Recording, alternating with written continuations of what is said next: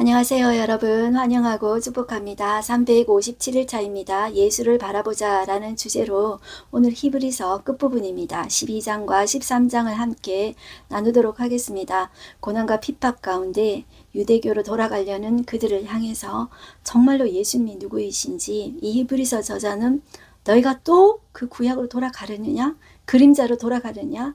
예수님이 실체이다. 그것을 강조하고 있는 것이죠. 예수님의 음성을 여러분들 들으시기를 소망합니다. 너희도 가려느냐? 너희가 고난 조금 있다고 너희도 가려느냐?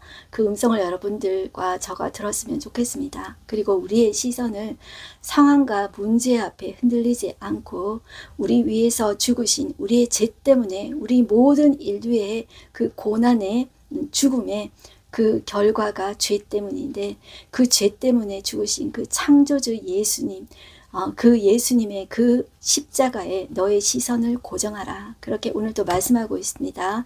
그래서 오늘도 그 말씀으로 들어가기 전에 우리 기도하고 함께 말씀 나누겠습니다. 하나님 아버지 감사합니다. 오늘도 저희들을 이 말씀 앞에 불러주시니 감사합니다. 주님, 고난 앞에 돌아가는 자 되지 말게 해주시고 문제 앞에 망설이는 자 되지 말게 해주시고 예수님 앞에 서게 하여 주시옵소서. 우리의 시선을 고정하게 하여 주시고 우리의 시선이 흔들리는 우리의 상황에 고정을 하는 것이 아니라 흔들리지 않는 하나님, 흔들리지 않는 약속의 말씀 붙잡고 사는 우리가 되어지기를 소망합니다. 오늘도 이 말씀 가운데 흔들리지 않는 소망, 약속의 말씀을 우리가 받았사오매 그 약속의 말씀 위에 굳게 서는 우리가 되어지기를 소망합니다. 성경의 원자이신 성령 하나님께서 이 시간에도 우리를 다스려 주시고 눈과 귀를 열어 주십시오. 예수님의 이름으로 기도드렸습니다. 아멘. 네, 우리 히브리서 12장 말씀을 함께 살펴보겠습니다. 우리 11장에서는 믿음이 어떤 것인가 했을 때 믿음은 보이지 않는 것을 보는 것처럼 믿고 나가는 것이죠. 막연한 기대가 아닙니다. 막연한 기대가 아니라 확실한 것이 하나님입니다. 보이지 않는 하나님, 보이지 않는 약속의 말씀이 우리 눈에는 보이지 않더라도 그게 확실한 거예요. 우리의 세상은 보이지 않는 것으로 인해서 보이는 세상이 창조되어 있습니다. 보이지 않는 것이 무엇이에요? 하나님. 하나님의 말씀이 보이지 않잖아요. 그런데 그것 때문에 보이는 세상이 창조되었습니다. 그렇기 때문에 우리 믿음의 사람들은 보이지 않는 것을 여러분들 볼 줄 아는 사람이 되어야 돼요. 이게 말이 어려운 것 같지만 여러분들 천천히 생각해 보십시오. 보이지 않는 것을 볼 줄 아는 사람이 진실로 믿음의 사람이다. 자, 이렇게 연결해서 11장에는 그 믿음의 전당에 수많은 우리 믿음의 선배들의 이름이 있었습니다. 그리고 거기에 기록할 수 없는 수많은 믿음의 증인들이 있었고요. 자, 오늘 12장에는 그와 연결되어서 12장 1절 보시면 이름으로 연결되는 거예요. 이름으로 우리에게 구름같이 둘러싼 허다한 증인들이 있어요. 여러분들, 이들만 있는 것이 아니라 우리 위에는 먼저 간 믿음의 수많은 선배들이 허다한 증인들이 있습니다. 여러분들, 우리도 예수님이 오시기 전에 우리도 가면은요, 우리도 그 증인이 되겠죠. 믿음의 증인이 되겠죠. 우리가 지금 문제와 상황 가운데 힘들어하고 있을 때 예수님께서 하나님 보좌 우편에서 우리를 응원하고 계시고 성령님이 우리 속에서 역사하고 계시고 응원하고 계시고 그리고 눈을 들어서 보이지 않는 그 허다한 증인들이 응원하고 있으면 여러분들 한번 보세요. 저는 그 광경을 상상을 하거든요. 여러분들도 한번 생각해 보십시오. 보이지 않는 것을 보는 것 같이 그렇게 여러분들 상상해 보십시오. 보는 것에 움찔하지 말고 주눅들지 마십시오. 자, 그러면서 그 사람들이 있다. 그것을 보아라. 믿음의 눈으로 보아라. 이렇게 말하고 있어요. 그리고 모든 무거운 것과 무거운 거, 죄 때문에 이 무거운 거, 얽매이기 쉬운 죄 벗어버려라. 그리고 우리가 자세는 인내로서 우리 앞에 당한 경주를 하라는 거예요. 우리는 지금 구경꾼이 아닙니다. 여러분들, 우리가 예배도 마찬가지입니다. 우리는 팔짱 딱 끼고 구경하는 사람이 아닙니다. 예배도 마찬가지고 우리의 삶에서도 우리는 구경꾼이 절대로 아닙니다. 우리는 경주자라고 이야기하고 있어요. 경주자의 태도는 인내로서 경주하라는 거예요. 우리의 죄의 짐을 벗어버리고 예수 앞에 벗어버리고 인내로서 경주해라 이야기해요. 그리고 우리의 시선은 어디에 딱 봐라. 2절 믿음의 주여 또 온전하게 하시는 인 예수를 바라보자. 자, 우리는 단순히 여기 한글말로 바라보자 하는데 영어로는 고정해라, 픽스해라, 딱 십자가에 달리신 그 예수 앞에 고정해라. 그는 우리를 온전케 하시는 분이시라는 것이죠. 자, 그리고 그는 그 앞에 있는 기쁨을 위하여 십자가를 참으사 부끄러움을 개의치 아니하시더니 하나님 보좌 우편에 앉으셨느니라. 자, 계시록까지 예수님의 위치가 어디라 그랬죠? 하나님 보좌 우편이에요. 발등상까지 낮아지신 그분이 지금의 위치는 하나님 보좌 우편이에요. 그래서 지금의 우리의 위치가 원수의 발등상 앞에 밟혔다고 생각하십니까? 무참히 밟혔다고 생각하십니까? 그것으로 반드시 끝나지 않는다는 것을 여러분들 꼭 기억하셔야 됩니다. 예수님이 그 승리자이셨고 하나님의 자녀인 우리도 마찬가지라는 것을 꼭 기억하시면 좋겠어요. 그래서 3절 너희가 피곤하여 낙심하지 않기 위하여 죄인들이 이같이 자기에게 거역한 일을 참으신 일을 생각하라. 예수님도 그랬다는 거예요. 그랬는데 그 예수님은 생각하고 너희도 참아라. 인내해라. 이렇게 이야기해요. 4절 너희가 죄와 싸우되 아직 피 흘리기까지는 대항하지 아니하고 왜 그랬을까요? 피 흘리기까지 왜 대항하지 않았을까요? 고난이 이제 좀 왔는데 조금 겪었어요. 그런데 그게 당하기 싫은 거예요. 당하기 싫어서 도망가는 거예요. 어디로? 유대교로 다시 도망가는 거예요. 그래서 피 흘기까지 대항하지 않았다. 너희들 비겁하게 싸우지 않았다. 그렇게 이야기하고 있어요. 그래서 5절 또 아들들에게 권하는 것 같이 너에게 권면하신 말씀 또 잊었다. 너희는 지금 잊었다. 그러나 구약의 말씀을 이제 인용을 합니다. 자, 어떤 말씀 인용이냐면 잠언의 말씀인데요. 내 아들아 주의 징계하심을 경히 여기지 말며 그에게 꾸지람을 받을 때에 낙심하지 말라. 주께서 그 사랑하신 자를 징계하시고 그가 받아들이시는 아들마다 채찍질하심이라. 이렇게 이제 징계라는 말을 이 13절까지 7번이나 반복해요. 7번은 여러분들 완전수이죠. 우리가 징계 그러면 우리는 딱 느낌이 이거예요. 우리 잘못해서 매 맞는다, 벌 받는다 이걸 징계라고 생각하잖아요. 그런 의미도 조금 있는데요. 원래 이 원어적으로 징계라는 의미가 어떤 의미가 있냐면요. 이게 부모가 자기 자식을 훈련시키는 거, 연단시키는 단어를 쓴대요. 그러니까 우리가 말하는 이게 때리는 거, 잘못해서 때리는 것, 이게 이런 의미가 아니라고 생각하셔야 돼요. 그래서 우리가 지금 훈련받는구나. 어떤 관계에서 아버지가 자기 자식을 사랑함으로 너 그러면 안 돼. 이렇게 한 훈련이라고 이렇게 보시면 돼요. 그래서 그것을 이제 섭섭하게 생각하는 것이 아니라 사랑하시기 때문에 이렇게 하시는 거다. 그것이 아버지와 아들의 관계에서 하는 것이다. 이렇게 이것을 강조하고 있어요. 그래서 8절 보시면 징계는 다 받는 것이거늘 너희에게 없으면 사생하여 친아들이 아니라 지금 여기에서 말하시는 이런 훈련, 이런 고난 밖에 이 아픔은 하나님이 그 아들에게 아버지 하나님이 그 아들에게 허용하신 거예요. 어떻게 하라고? 훈련받는 거예요. 믿음을 강하게 하기 위해서 훈련시키시는 거예요. 자, 연결해서 9절 또 우리 육신의 아버지가 우리를 징계해도 공경하였거든. 자, 우리 육신의 아버지가 사랑하기 때문에 그 아들을 징계해요. 그런데 어떻게 해요? 그래도 그 아버지를 사랑하기 때문에 나는 공경하고 그 아버지를 믿어요. 그와 똑같은 거예요. 모든 영의 아버지, 하나님을 아버지라고 이야기해요. 자, 저기 위에 올라가면 하나님 우리의 진짜 아버지 아니십니까? 우리 육신의 부모를 통해서 낳으신 아버지시잖아요. 그 아버지가 우리에게 징계를 해요. 훈련을 해요. 자, 그런데 그 아버지께 복종하지 않겠느냐? 자, 이거는요, 성경에서 말하는 이 복종의 의미는 우리는 막 굴종처럼 느끼잖아요. 그런데 그것이 아니라 이 복종이라는 단어를 쓸 때 이런 단어를 쓴답니다. 아버지와 아들 관계에 있어 아들이 순종하는 거. 자, 그것을 이 복종이라는 단어를 써요. 그래서 우리는 복종이라는 말 들으면 정말 이 현대 시대에 복종이라는 개념이 너무 굴욕적이고 치욕적으로 이렇게 느껴지지 않습니까? 그런데 그 원래 의미가 아버지와 이 부모와 자녀 간의 관계에서 부모가 나를 사랑하고 보호하기 때문에 내가 그 사랑에 내가 순종하는 마음으로 하는 것을 복종이란 단어를 쓴다. 이렇게 보시면 좋겠어요. 그래서 우리가 가정에서도 남편과 아내 관계에서도 남편은 아내를 자기 생명처럼 사랑하지만 아내는 남편에 대해서 복종하라는 단어를 쓸 때도 그런 용어로 여러분들 보시면 좋겠습니다. 10절 그들은 잠시 자기의 뜻대로 우리를 징계하였거니와 오직 하나님 우리의 유익을 위하여 그의 거룩하심에 참여하게 하시느니라. 그 목적이 뭐예요? 고난과 박해의 목적은 여러분들 하나님이 허용하신 목적은 우리에게는 거룩이 절대로 나올 수가 없어요. 우리는 하나님의 경건하심을 절대로 나올 수가 없어요. 그건 우리의 성품이 아니에요. 그런데 그 고난을 통해서 훈련을 통해서 우리가 하나님의 성품을 담는 거예요. 그게 거룩이에요. 그래서 하나님의 자녀를 거룩하게 하시는 거예요. 정결하게 하시는 거예요. 그래서 하나님의 자녀답게 구별되게 하신다. 거기에서 파워가 나오는 것입니다. 자, 그래서 그것이 거룩함이 목적이다 이렇게 이야기해요. 그래서 연결해서 징계가 무릇 그 징계를 받을 때에는 당신은 즐거워 보이지 않고 슬퍼요. 그거 누가 당하고 싶겠습니까? 아무도 원치 않아요. 그러나 그 후에 말미암아 연단받은 자, 이 연단받은 자가 징계받고 훈련받았다는 거예요. 자, 이 연단받은 자들은 어떤 열매를 맺냐면 의와 평강의 열매를 맺는 거예요. 그러니까 어떤 상황 가운데서도 하나님의 의로운 자녀가 되고 평강을 잃지 않는 거예요. 자, 그것으로 끝나는 것이 아니라 공동체를 세우게 됩니다. 그 한 사람의 연단을 통해서 공동체가 세워진다는 거예요.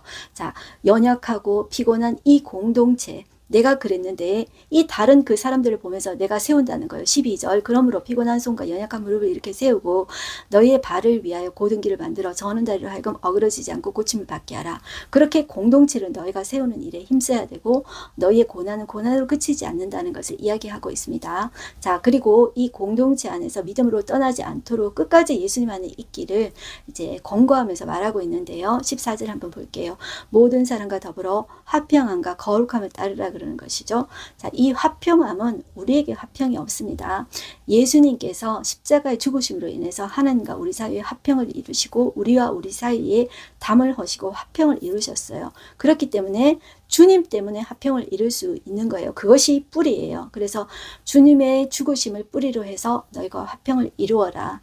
주님이 죽으셨다면 우리가 왜 화평을 이루지 못할까요? 그것을 붙잡아야 된다는 거예요. 그리고 거룩함을 따르라. 이 고난을 허용하심의 목적은 거룩함이라는 것이죠.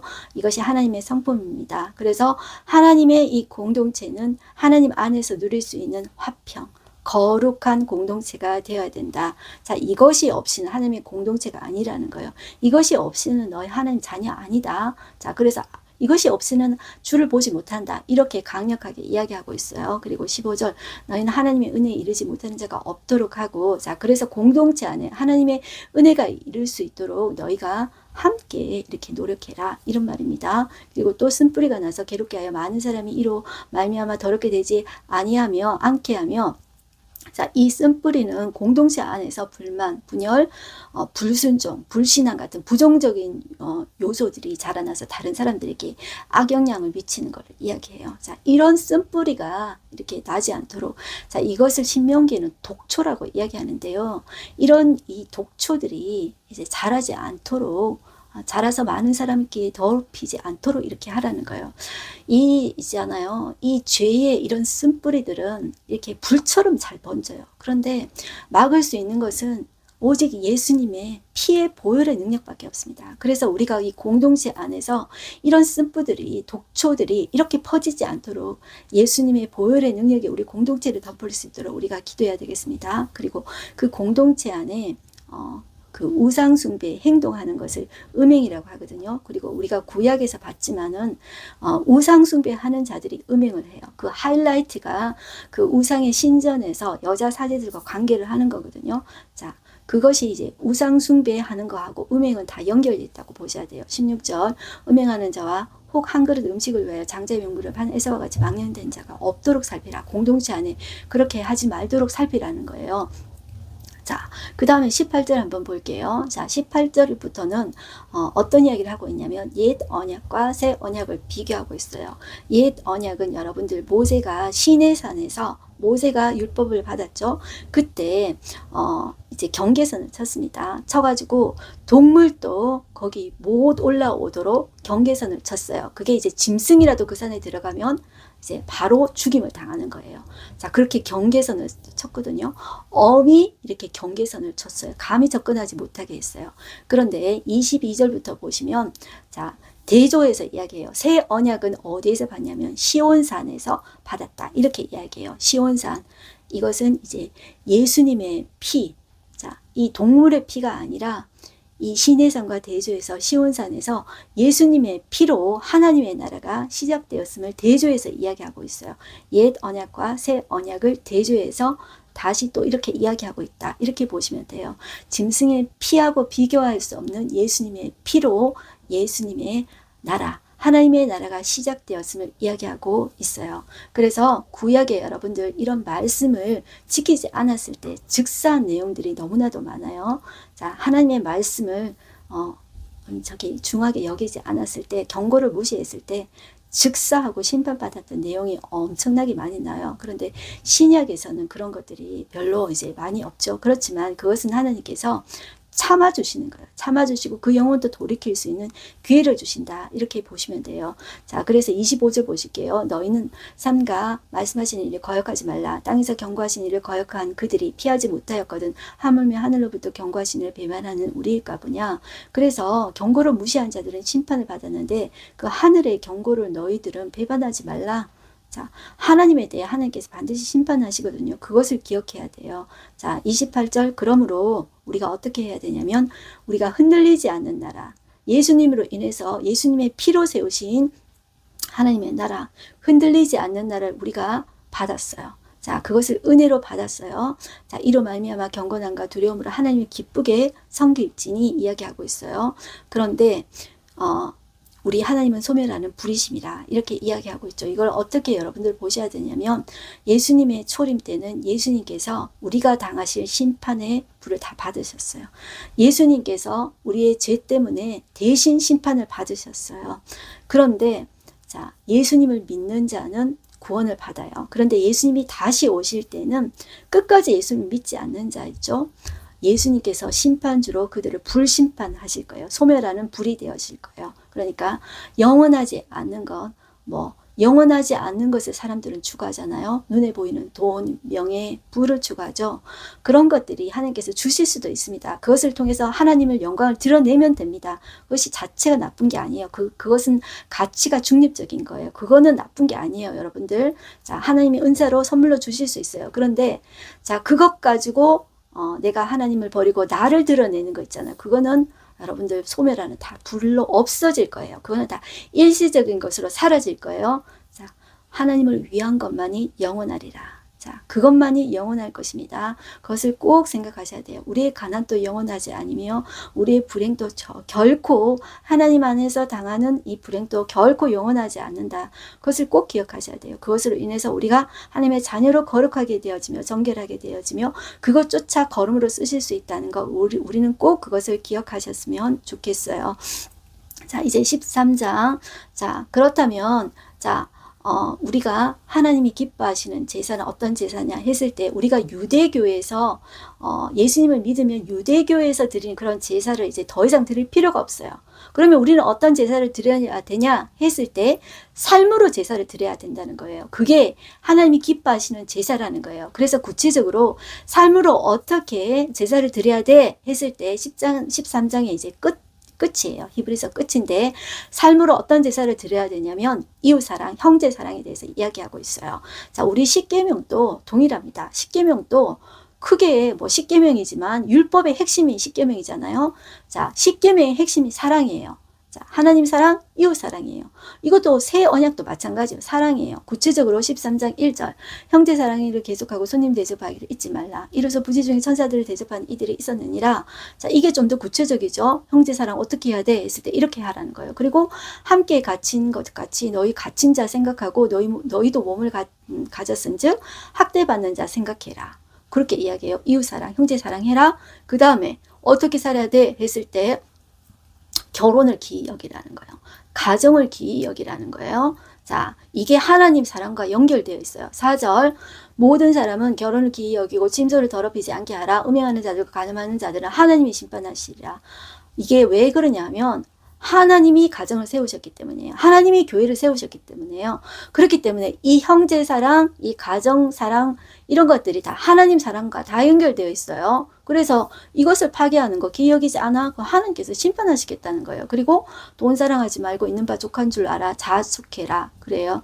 그래서 예수님께서 친히 결코 내가 너희를 버리지 아니하고 너희를 떠나지 아니하리라 이렇게 말씀하셨어요. 그리고 자, 이것을 이제 인용을 해가지고 시편에서 다윗은 주는 나를 돕는 이시니 내가 무서워하지 아니하겠노라. 사람이 내게 어찌하리요. 이렇게 말씀했어요.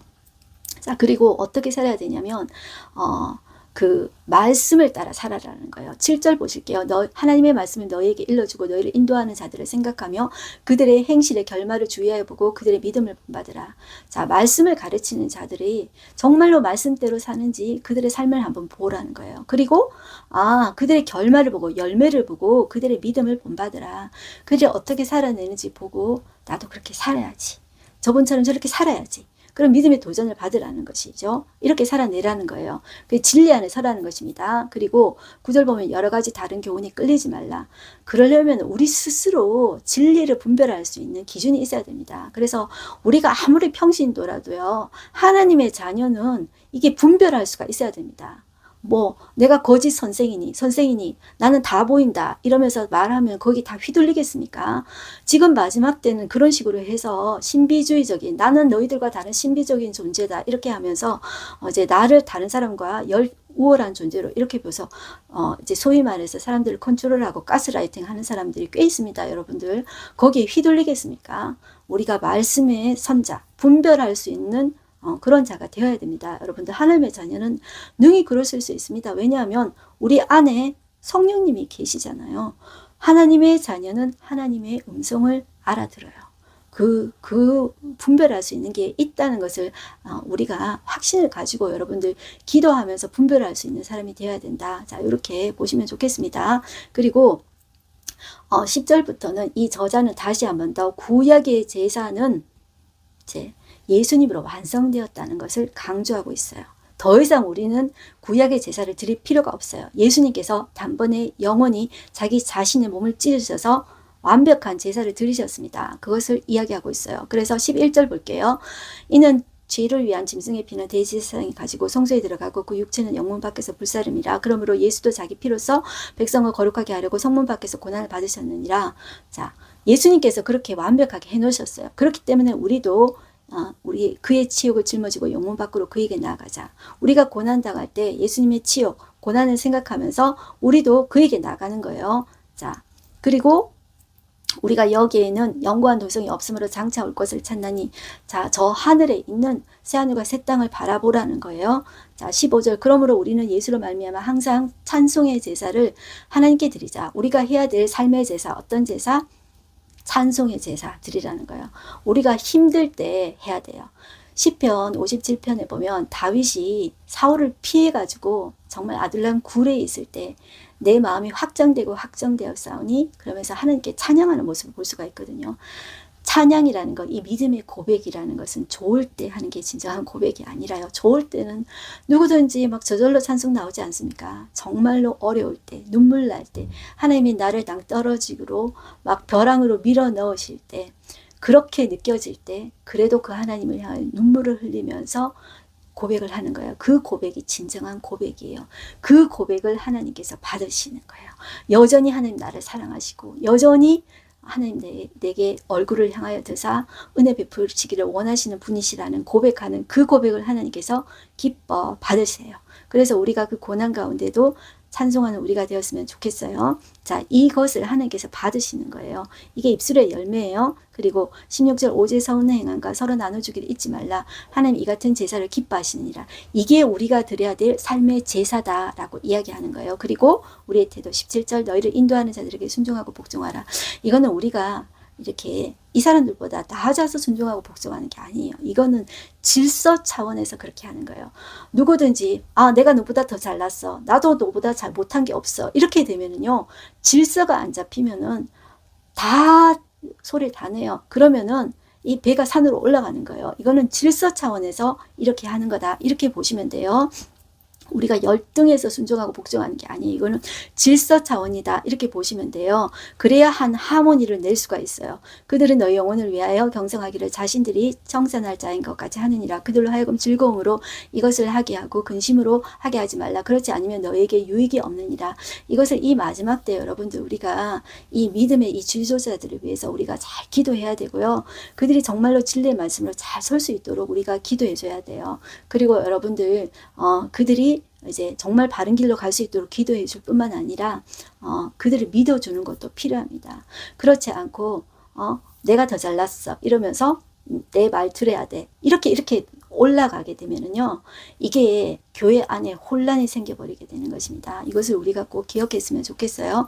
그리고 18절 보시면 우리를 위하여 기도하라. 이 히브리서 저자도 리더예요. 그러면서 자기를 포함해서 이 리더들을 위해서 기도할 것을 이야기하고 있어요.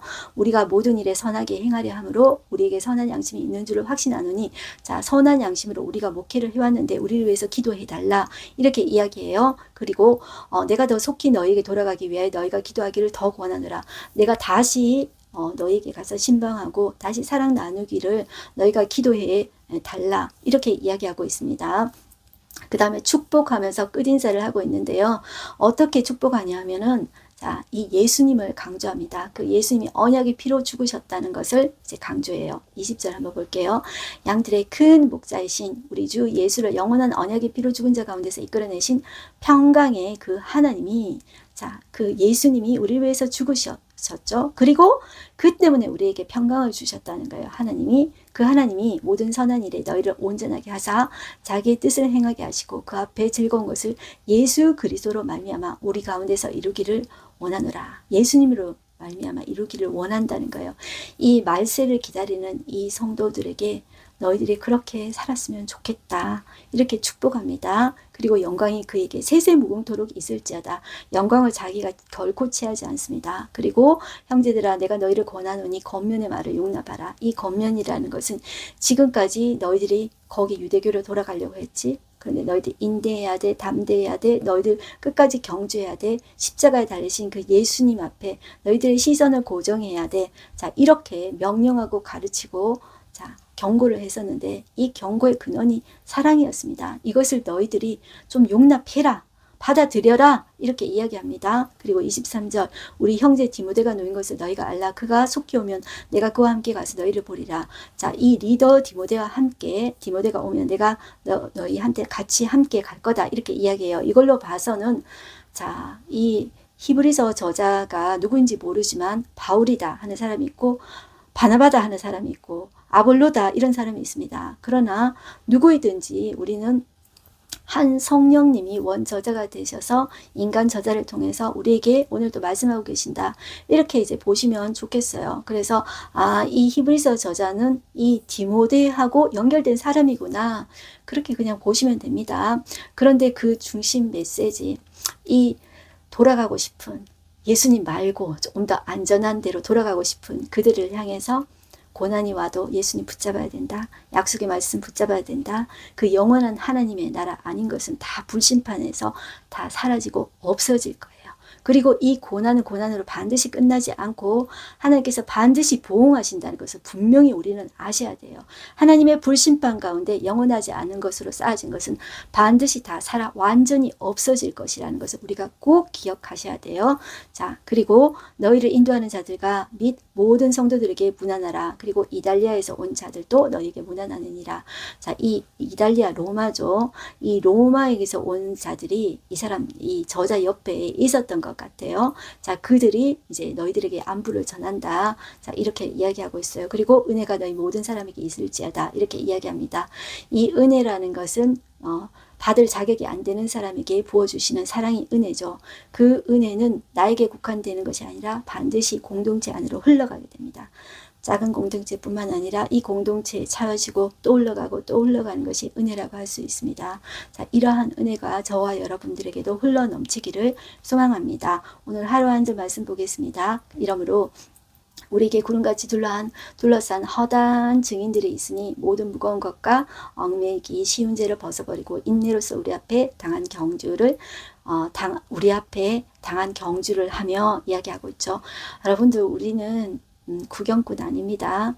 우리는 예배에 있어도 구경꾼이 아니고 삶에 있어서도 우리는 방관자가 아닙니다. 이렇게 발장 딱 끼고 잘하는가 보자, 그러면서 내가 심판자가 되어서 누구 이렇게 손가락질하는 존재가 아닙니다. 우리는 우리 스스로가 예수님 바라보고 가는 경주자라는 것을 기억해야 돼요. 그래서 때로는 우리가 늘 고난 당하는 거 아니에요. 우리에게 허용하신 이 고난을 예수님께 눈 딱 고정하고 버텨내고 이겨낼 줄 아는 것이 믿음이다. 믿음으로 버텨내라. 약속 붙잡아라. 그것을 꼭 기억하는 우리가 되었으면 좋겠어요. 자, 히브리서 11장은 우리 믿음장이라고 했죠. 우리 수많은 이 믿음의 선조들을 봐왔어요. 우리도 고난 당할 때 이 예수님의 시선을 딱 고정하고 저 하늘에 있는 허다한 증인들의 응원을 생각하십시오. 그것을 보십시오. 보이지 않는 것을 보십시오. 그것이 믿음입니다. 보이지 않는 것들에 의해서 이 세상이 지어졌다. 보이지 않는 것들이 하나님 말씀이 보이지 않는 거예요. 이 보이지 않는 것들로 세상이 움직인다는 것을 우리는 꼭 기억하셨으면 좋겠습니다. 예수님을 바라보는 믿음, 오직 예수, 그것을 꼭 붙잡는 우리가 되십시다. 기도하겠습니다. 하나님 아버지 감사합니다. 오늘도 이 히브리서 말씀을 끝냈습니다. 보이지 않는 것을 보는 믿음을 우리에게 주십시오.